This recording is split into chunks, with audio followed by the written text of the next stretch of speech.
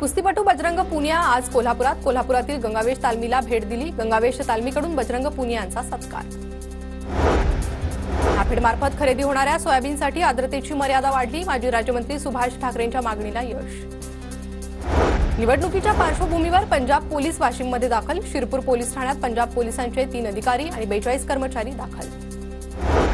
भारतीय रिझर्व्ह बँकला धमकीचा फोन आल्याची माहिती। फोन करणाऱ्याने लष्कर-ए-तोयबाचा सीईओ असल्याचं सांगितलं। खोडसाळपणाने कृत्य केल्याचा पोलिसांना संशय। पुढील तपास सुरू।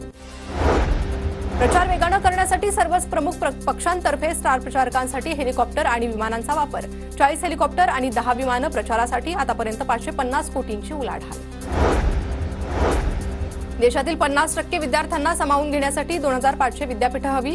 नीती आयोगाचे सीईओ सुब्रमण्यम यांचं मत। इंडियन स्कूल ऑफ बिझनेसमध्ये आयोजित समारंभात ते बोलत होते। दिल्लीत प्रदूषणाची समस्या कायम। नवी दिल्लीतील आनंद विहार आणि जहांगीरपुरी परिसरात 490 आणि 590 AQI नोंदला। राजेंद्र गावितांना ट्रेनच्या जनरल डब्यातून नंदुरबारला पाठवणार। महाविकास आघाडीचे ठाकरे गटाचे उमेदवार जयेंद्र दुबळा यांची टीका। ठाण्यातील खारेगाव पारसिक नगरमध्ये जितेंद्र आव्हाडांची जोरदार प्रचार रॅली। अभिजित पवार आणि कार्यकर्त्यांकडून जोरदार शक्ती प्रदर्शन। आव्हाडांविरोधात दादा गटाचे नजीब मुल्ला रिंगणात। जळगावच्या कासुदा येथील मधुकर ठाकूर यांच्याकडून मतदानासाठी अनोख्या पद्धतीनं मतदानाबाबत जनजागृती। सजवलेली सायकल विविध घोषवाक्यांसह जिल्ह्यात अनेक गावांमध्ये करतायत जनजागृती। उल्हासनगरात रस्त्यांवरील खड्ड्यांवरून राष्ट्रवादी आणि भाजपमध्ये जुंपली। ओमी कलानींमुळे खड्डे भरले गेले नाहीत। भाजप प्रवक्ते राजेश वधारिया यांचा आरोप।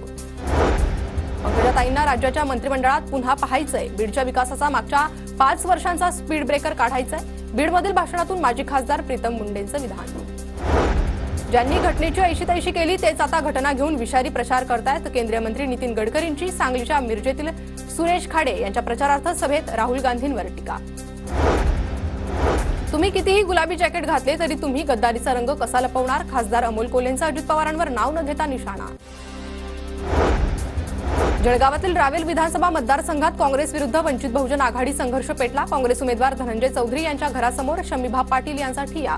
शमीभा पाटील यांना भाजपकडून पैसे पुरवल्याचा केला होता आरोप। उरण विधानसभा मतदारसंघात शेतकरी कामगार पक्षाचा उमेदवार निवडून आला तरी तो महाविकास आघाडीसोबतच राहणार। शेकापकडून उमेदवार असलेले प्रीतम म्हात्रे यांचं विधान। उद्धव ठाकरे मुख्यमंत्री होऊ दे यासाठी गाऱ्हाणं। शिवडी विधानसभेतील पदाधिकाऱ्यांकडून कोकणी पद्धतीनं गाऱ्हाणं। अंबरनाथ येथील प्रदीप पाटील यांच्यावर गुन्हा दाखल झाल्याचं प्रकरण। तब्बल 2.5 महिन्यांनी गुन्हा दाखल। रोहित प्रजापती यांनी फिर्याद देत मांडली बाजू। ठाण्यातील शिळफाटा रोडवर निवडणूक भरारी पथकाकडून 5.5 कोटींची रोकड जप्त। कोणत्याही वैध दस्तऐवजांशिवाय एटीएम व्हॅन जात असताना निवडणूक भरारी पथकाची कारवाई।